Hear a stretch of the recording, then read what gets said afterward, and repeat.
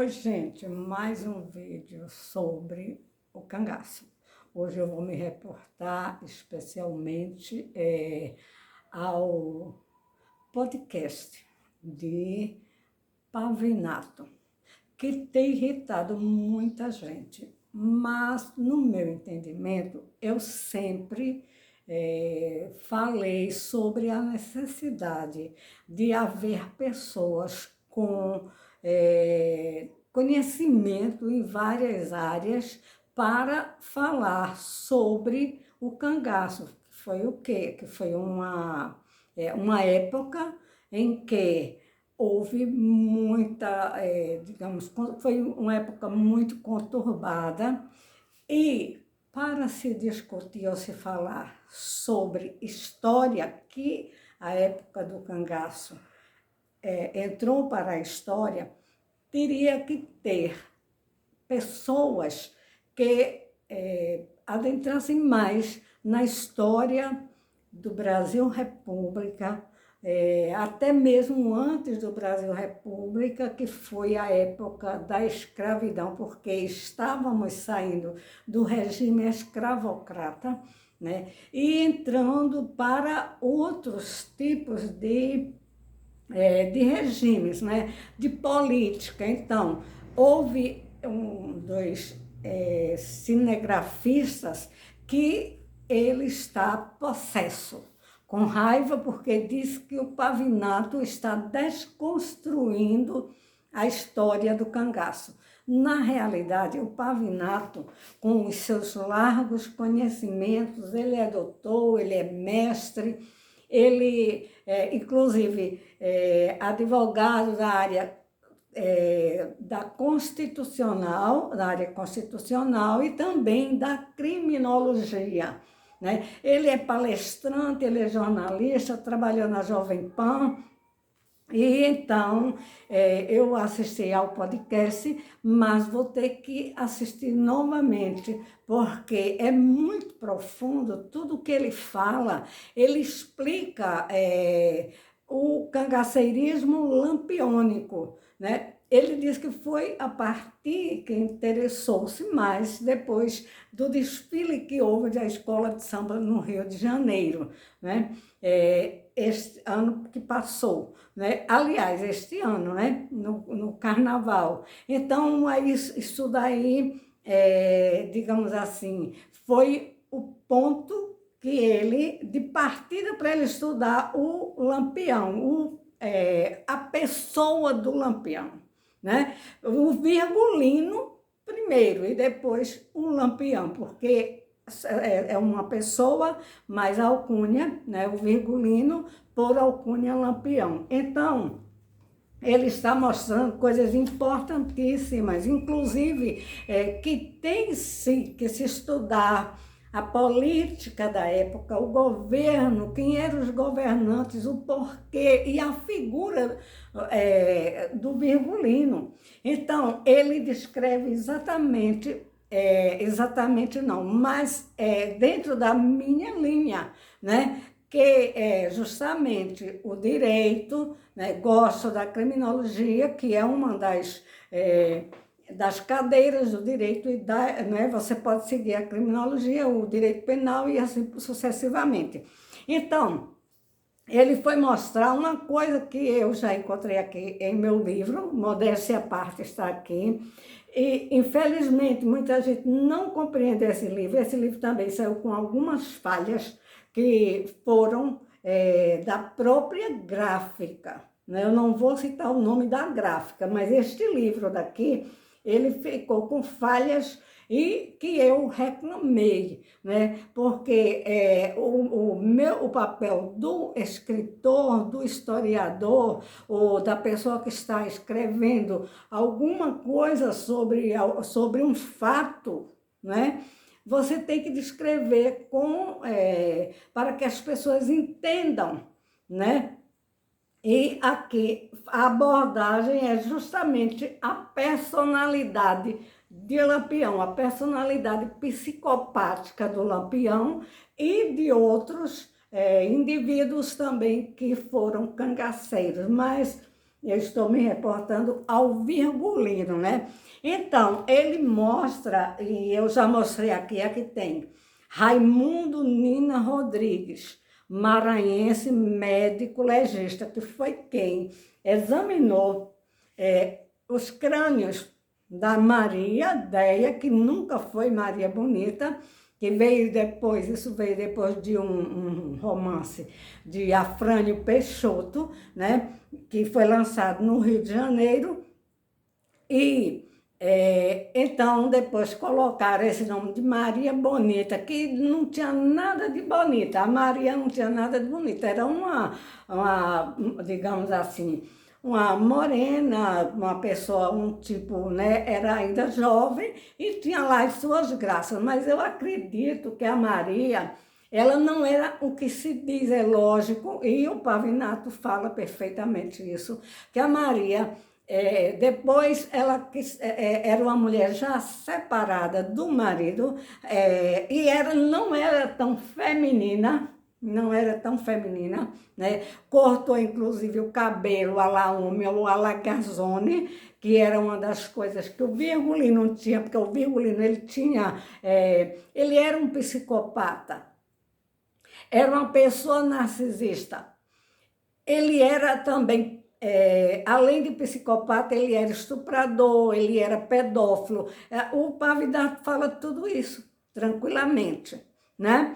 E eu já coloquei aqui, então, o Nina Rodrigues, ele era maranhense, foi estudar na Faculdade de Direito, aliás, de Medicina da Bahia, Salvador, e então ele entra a linha dele, ele vai atacar os problemas do Brasil, entre aspas, que era justamente para entender da raça humana, né? Ele queria entender, ele seguia a linha lombrosiana, Lombroso, que era um médico italiano, né?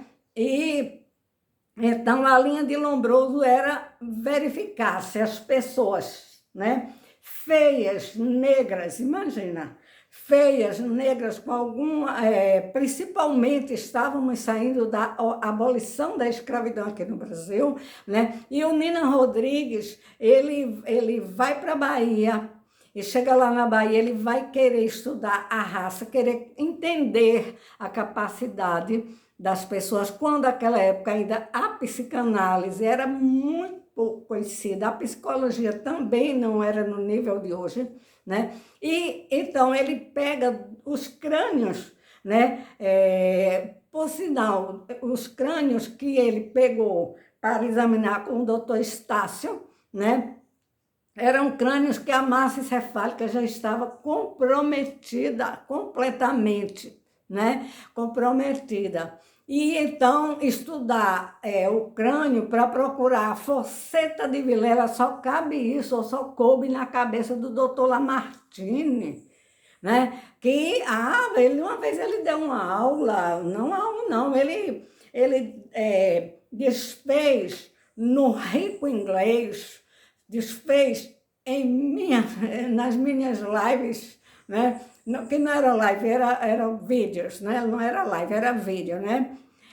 Então, dizendo, isso não prolifera. Como é que um médico legista diz que isso não prolifera? O que prolifera, eu já disse umas 3 ou 4 vezes em alguns vídeos, o que prolifera são as bactérias, né?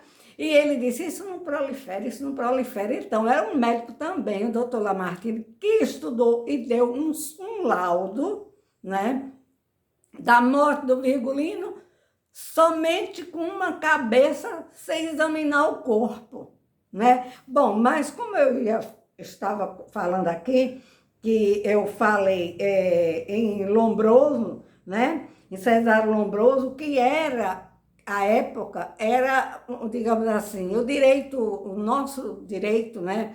Ele pegou essa escola do Lombroso, aquela época, né? E era a linha de Nina Rodrigues, que ele pegou na Faculdade de Direito da Bahia, vindo ocupar o lugar da cadeira clínica médica cujo titular era o conselheiro José Lins de Almeida Couto, republicano, vejam só, republicano, histórico, abolicionista e político de projeção nacional.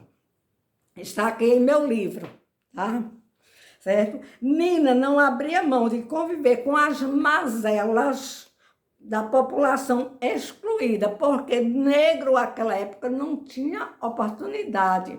Eu estou falando do termo, eu estou usando de uma metodologia científica. Então, era a linha de Nina Rodrigues. Então, ele frequentava os terreiros de candomblé, que não tem nada a ver, eu estou simplesmente mostrando quem era Nina Rodrigues. E dos orixás.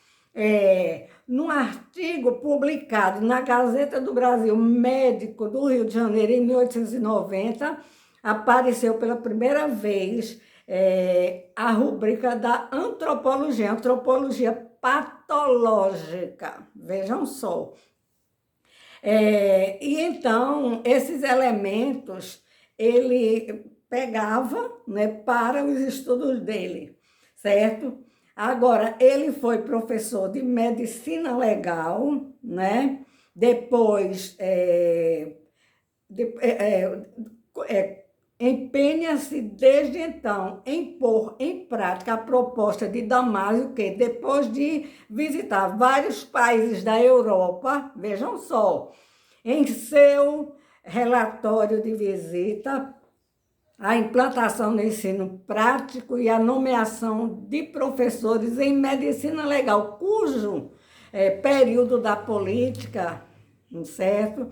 Na medicina legal, como em tudo o mais, Afrânio Peixoto conta que Nina deu lucro à especialidade que por lustro, não é lucro, desculpa aí, gente, é lustro, quer dizer, ele deu muita visibilidade à especialidade da medicina legal, né? Então, ele, entre os livros, destacam-se As Raças Humanas e a Responsabilidade Penal no Brasil, em 1894. Vejam só, logo após a abolição da escravidão. O animismo fetichista dos negros na Bahia, os africanos no Brasil, no ano de 1932. Nina foi um dos introdutores da antropologia criminal, da antropometria, que era justamente medir o tamanho do crânio, né? Fenomenologia, né? E ele publicou Mestiçagem, Degenerescência Física e Mental entre os mestiços das terras quentes. Então, ele dizia, e isso também vem da teoria lombrosiana, que as pessoas que nasceram em clima quente, digamos, o sertão do Nordeste do Brasil, né? Eram os negros, os feios, as pessoas com deficiência, tinham propensão ao crime, certo? E ele foi considerado racista por isso, porque ele estava exatamente na Bahia. A Bahia foi quem recebeu mais pessoas, né, escravos, né? E ele já fez esse desafio, né? O Instituto Nina Rodrigues, IMLNR, é o mais antigo dos que compõem a estrutura do Departamento de Polícia Técnica da Bahia. Foi criado em 1906 pelo professor Oscar Freire e pela congregação da Faculdade de Medicina da Bahia.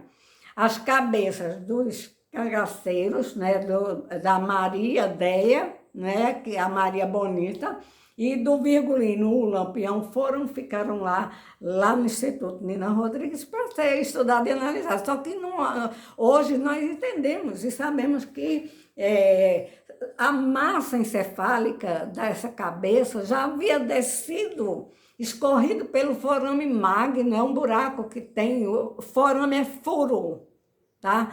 Tinha escorrido, e aquela cabeça que apontaram que era do Virgulino, do Lampião, foi estudada nessas condições, que já havia sido posta primeiro nos sacos, porque ninguém levou os corpos para estudar, nem para ver causa-morte. Levaram as cabeças. Era interesse da medicina legal, nessa época, estudar o comportamento, só que ainda era com aquela mentalidade lombrosiana, certo? Então, depois é que se amadurece para a psicologia, a psicanálise. A psicologia já havia, viu, gente? E a psicanálise também estava ainda subindo, ganhando o seu espaço, né?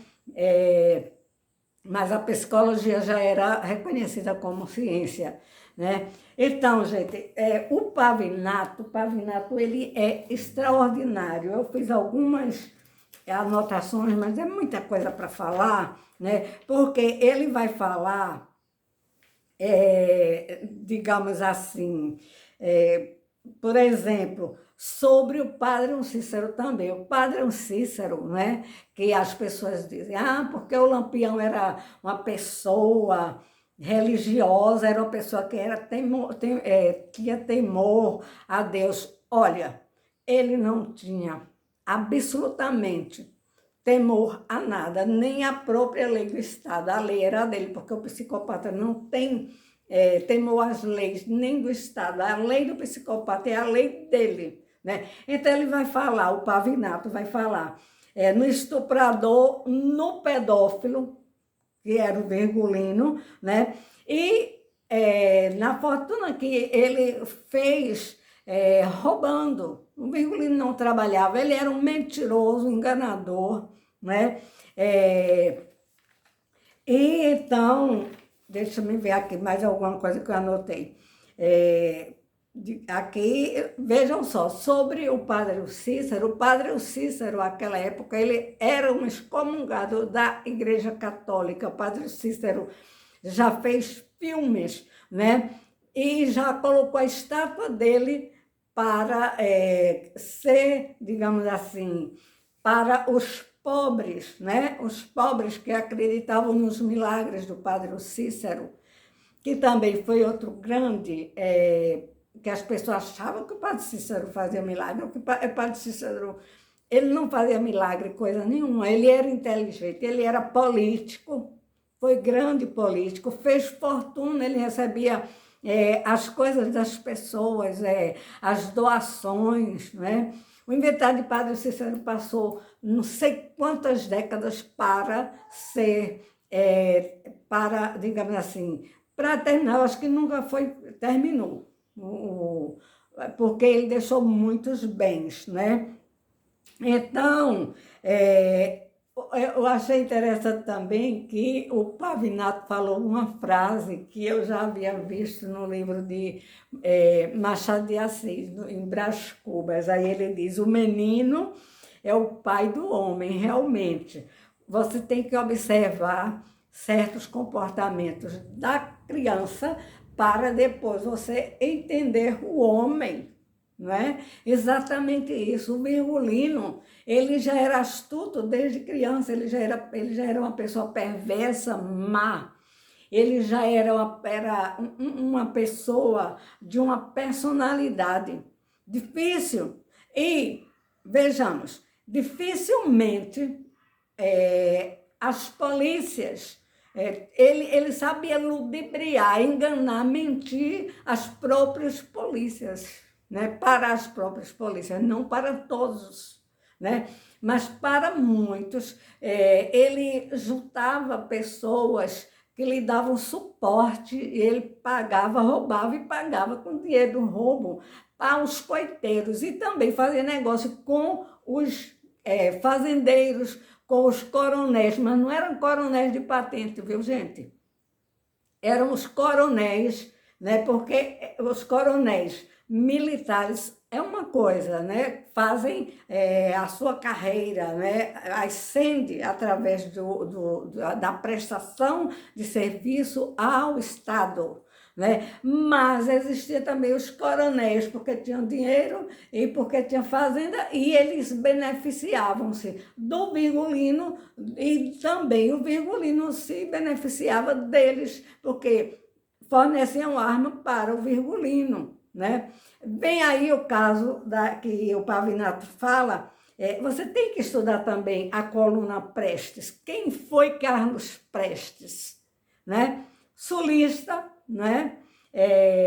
Que ia mandar, mandou, a coluna Prestes era seus soldados, né? Para combater justamente, porque nos sertões, no sertão em especial, no Juazeiro, onde tinha o padre Cícero, ia ser, digamos assim, as pessoas leigas, pobres, muitas são influenciadas, né? Padrão Cícero recebeu as benesses dos pobres, né? E virou santo, né? Então, o que é que não pode fazer um psicopata? O que não pode fazer um psicopata? Felizmente, são poucos os psicopatas do nível do Virgulino, né? Que é o tipo serial killer. O Virgulino, ele promovia, onde ele chegava, ele fazia curra, eu já falei, tem no meu livro também, certo? Ele fazia curra, ele estuprava, né? Ele era bissexual. A Maria também não era tão feminina, como se diz. Não era aquela mulher bonita, tipo padrão bonito. Não era nada disso. Mas os dois encaixaram. Se bem que a Maria não acompanhava o Virgulino constantemente. As mulheres ficavam para lá e o Virgulino ficava com a meninadinha dentro da caatinga, né? Vivia como? E também frequentava a casa de alguns fazendeiros, porque muitos davam guarida para o Virgulino. Davam guarida porque se beneficiavam também. Imagine vocês o que eu vou falar agora. Certa ocasião, eu conversando com a minha mãe, ela, a época, né, que ela foi no Juazeiro, ela era jovem, e então ela foi, né, pedir a bênção ao padre Cícero, né? E quando chegou lá, aí o padre Cícero, ela foi por Barbalha, né? Ela saiu de Serra, de Vila Bela, ela era de Vila Bela, né? Natural, nascida em Vila Bela, ali perto das Pedreiras, do Zé Saturnino, temos a nossa família lá, certo? Aí a minha mãe foi com duas irmãs e um irmão nosso, aliás, dela, desculpa, tio meu, né? Então foram para o Juazeiro, foi exatamente nessa época em que elas acreditaram perfeitamente que o padre Cícero era adivinho. Porque ele disse para eles o seguinte, né? Olha, vocês vieram por Missão Velha e eles queriam voltar por Barbalha, né? Aí o padre Cícero disse para a minha mãe e para o meu tio, o João, chamava Tiodão, não voltem por esse lugar. E eles acreditaram que era porque Padre Cícero vê as coisas do outro mundo, ele era, na espiritualidade, ele era uma pessoa que falava as coisas que iam acontecer. O pessoal até dizia que o Padre Cícero voava, estava aqui, estava ali, voava, né? Aí eles não entenderam, isso eu só vim depois, conversando com minha mãe, eu vim entender o porquê. Né? Justamente porque a época que a minha mãe foi para o Juazeiro, foi ao Juazeiro, não é para, ela foi no Juazeiro do Norte, né? Do Padre Cícero, os cangaceiros estavam ali, né? Aí então o Padre Cícero, sabendo, né, disse que eles não voltassem por Barbalha, né? E minha mãe, meu tiozão, minha tia menininha, eu esqueço até o nome dela, ela era Jacinta, e chamava menininha, né? E tinha a outra tia minha também, eu não sei se a tia Elvira, foram 4, né? voltaram para casa. Quando chegaram em casa, a minha tia, era a Jacinta, ela pegou febre tifo, né? E a febre tifo naquela época matava, né? E então a minha tia morreu poucos dias depois de ter chegado do Juazeiro, né? E ter chegado em Vila Bela, Serra Talhada, né?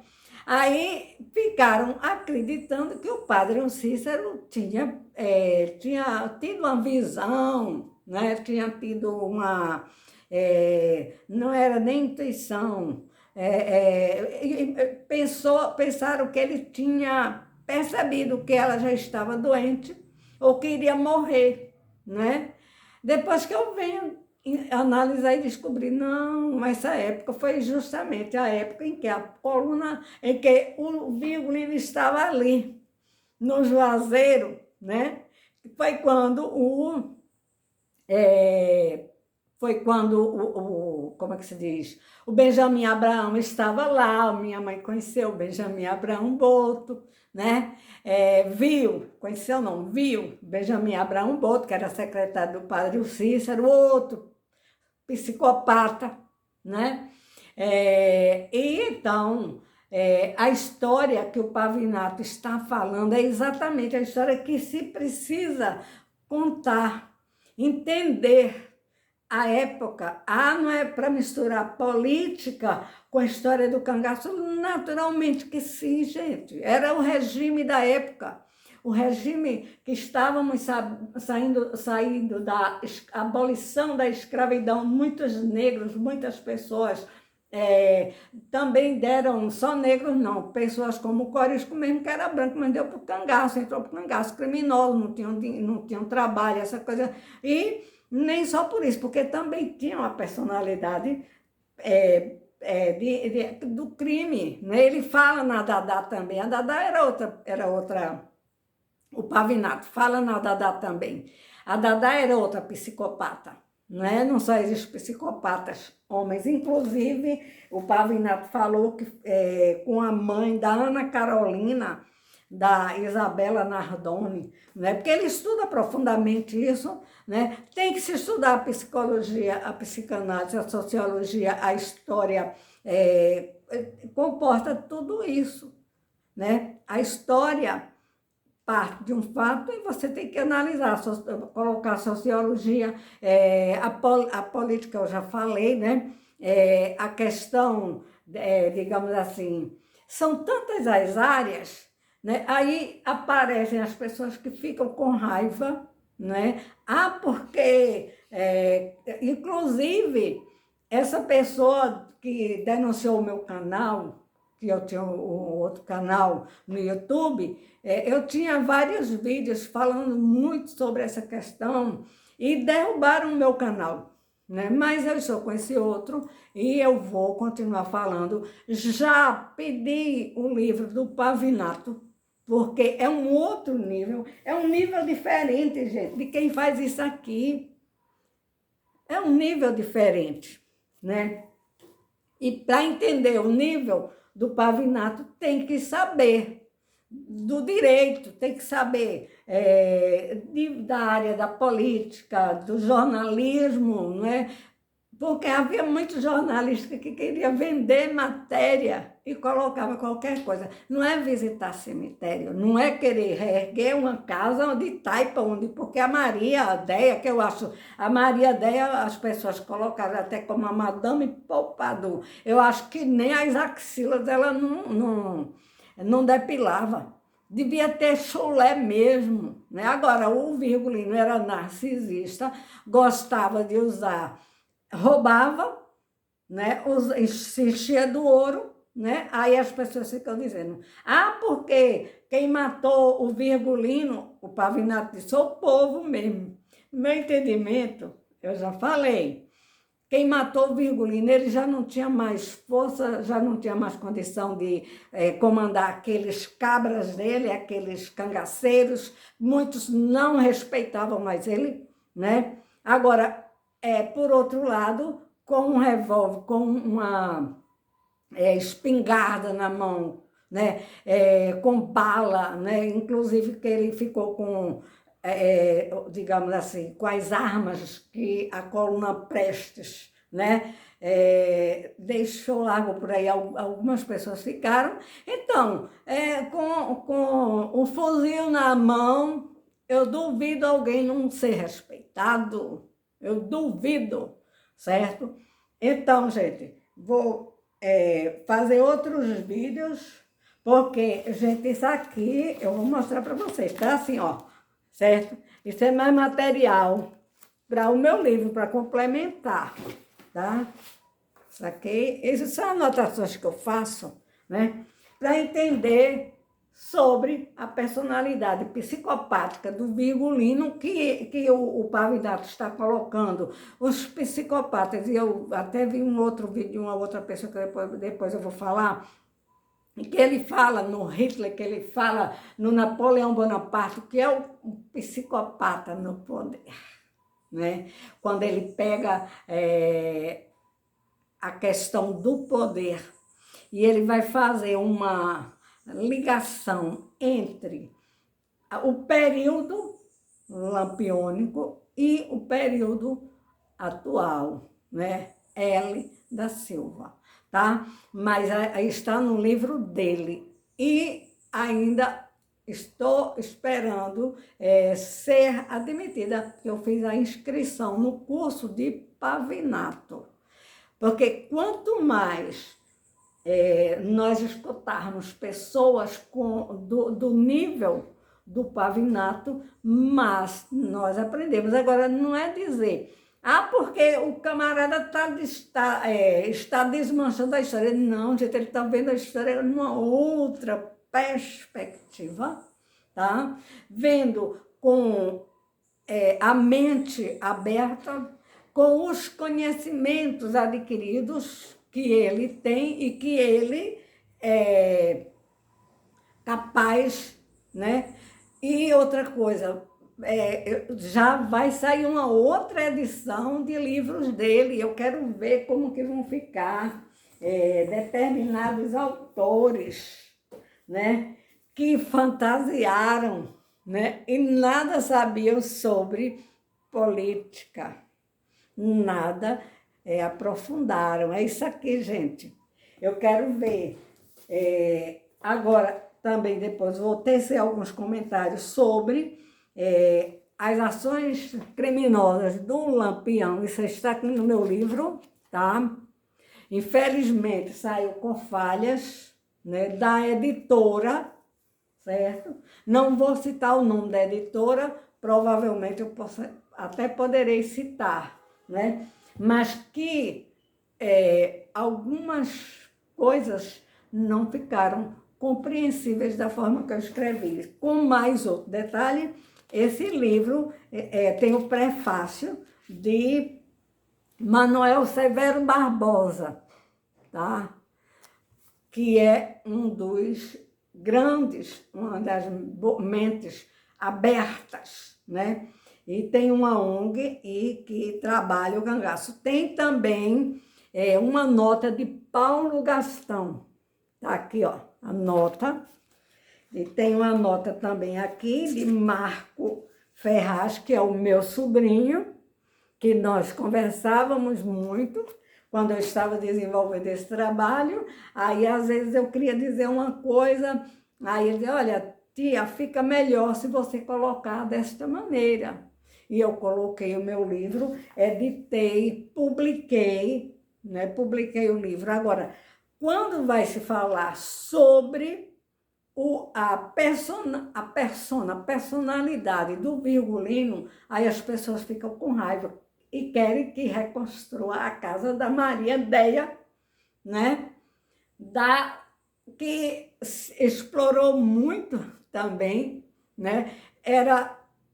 Se deu bem, entre aspas, né? Não como esposa, ela jamais foi esposa do Virgulino, ela era casada com um primo dela, né? Um sapateiro, mas ela era também uma pessoa que tinha a sua personalidade digamos, ela era invertida, havia uma inversão aí.